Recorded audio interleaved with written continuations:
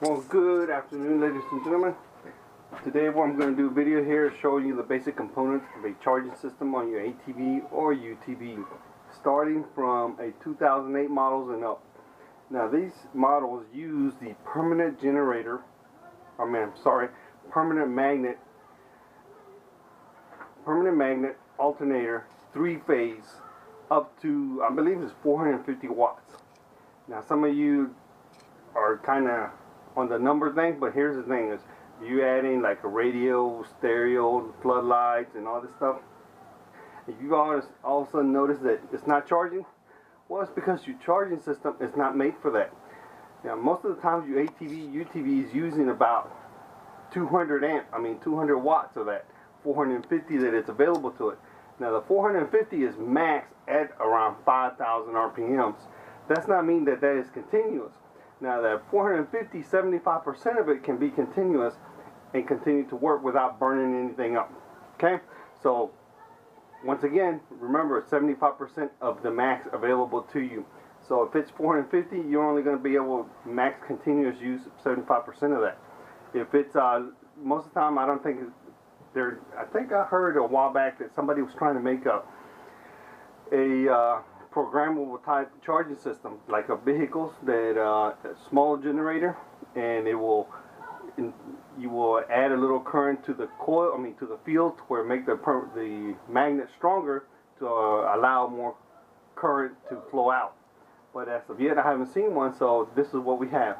Now these are used pretty much on all the ATVs now because they're so reliable and so easy to make, and most of the parts are a solid state.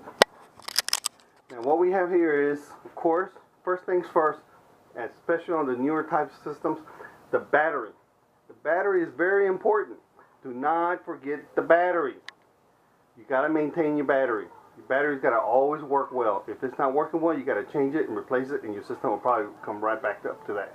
That is one of the most susceptible problems on your ATV is your battery. Most people do not upkeep them. You know, you're out there riding the mud and water, it gets wet and never wash it out, corrosion on the terminals and stuff like that, it just goes bad.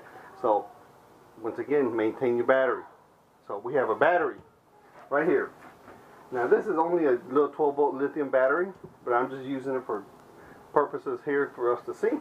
Then we have your voltage regulator. Now most of the regulators, some of them have like a little pigtail wire that comes out. Some of them have one, some of them have two. It just depends on what it is. But anyways, they sort of look, most of them look like this. Some are a little bit bigger, some a little bit smaller, but pretty much like this. Then we have your, of course, stator or your coils. Now this is a 3-phase alternating current coil. It can produce up to, I believe, up to 100 volts, I believe. I'm not really sure. This one I know in the checking part, it says at 5,000 RPMs, it should put out 75 volts AC.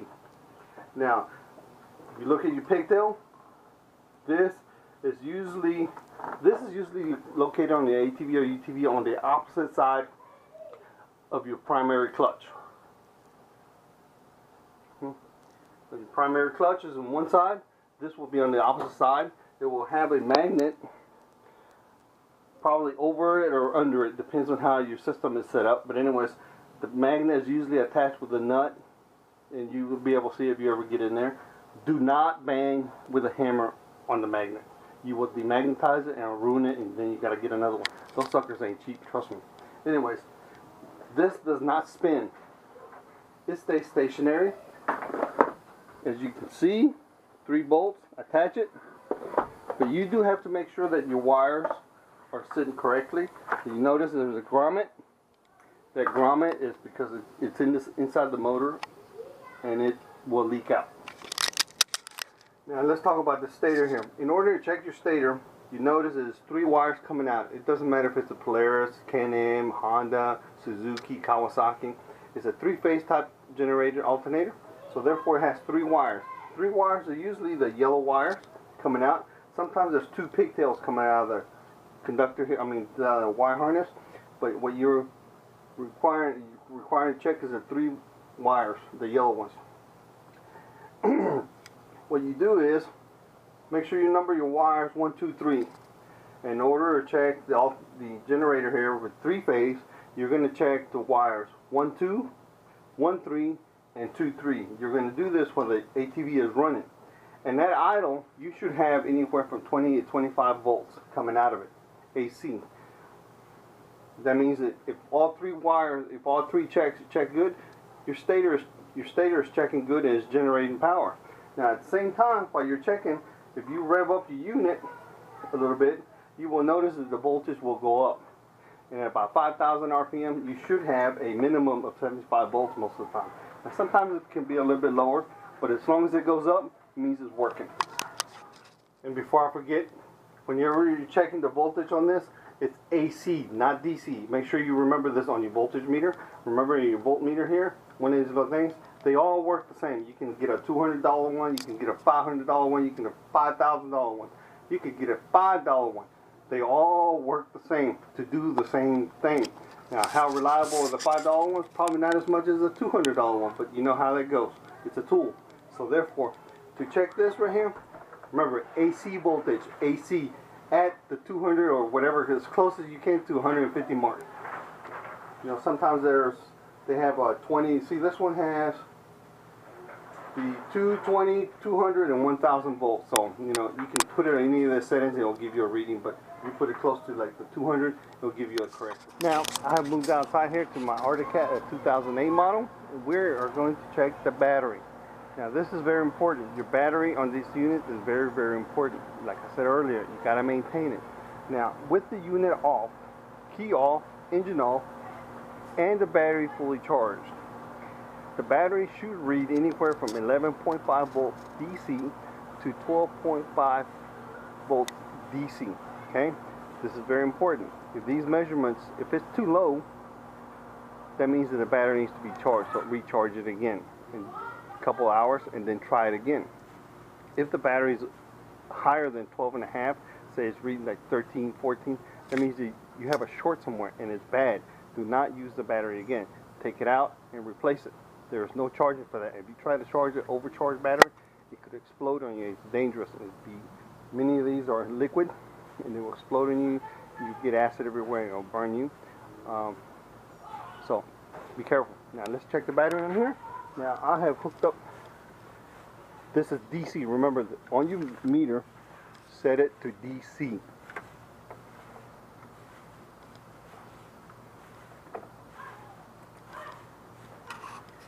Okay,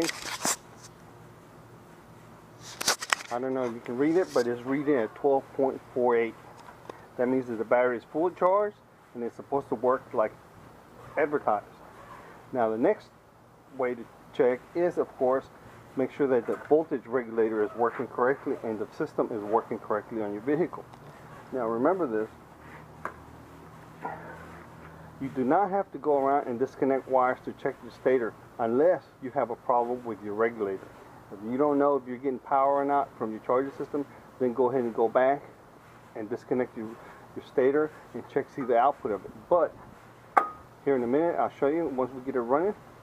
And if it's putting out voltage, then we won't have to go that route.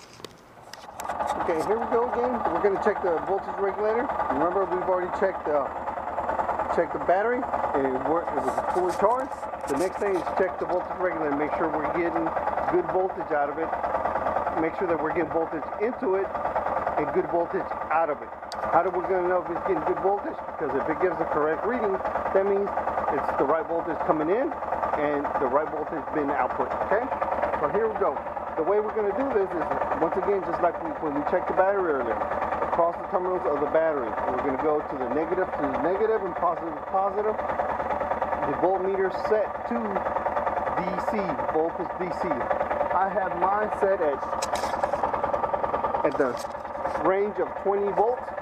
So this thing should be putting out, remember what I told you earlier, it should be putting anywhere from 13.4 to 14.8, 14.9 volts DC.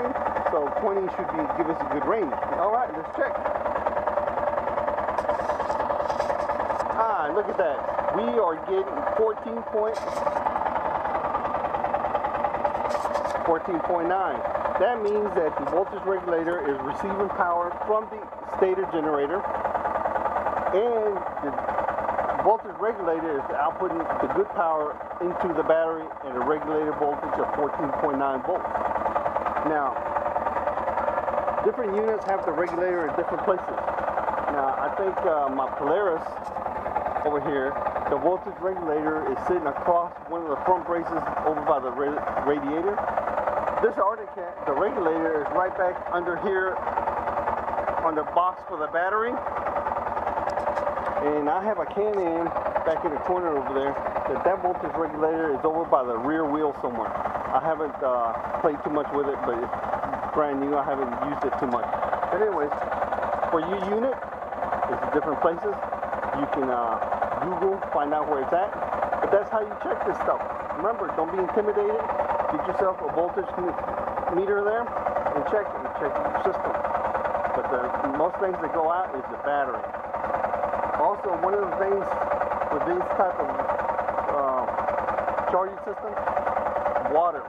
What it is your voltage regulator goes out. To a lot of people, it does go out. And what it is the reason is because of the shock. When you're riding out there and you hit water and it gets really hot. So don't touch it with your hand unless it's cooled off. And it gets hot, and when you hit water, it cools rapidly and causes a shock to the solid state components inside, and they could burn out. So do not be surprised that you have a bad regulator. But most of the time, your stator generator is very unusual for it to stop working. But it's usually your battery, voltage regulator, or something wrong with your wire. Now, once again, if you find that all this stuff that I just showed you is not working correctly, and you change, say, your voltage regulator is still not putting out the right amount of power, check the basics. Basics. Wiring for corrosion, especially around your battery, your ignition switch. There is a relay that drives all these components when you first turn your key on.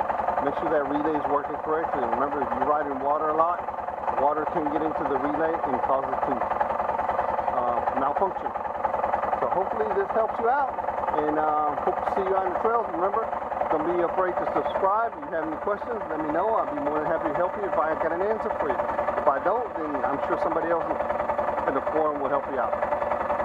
Have a great day, and see you on the trails.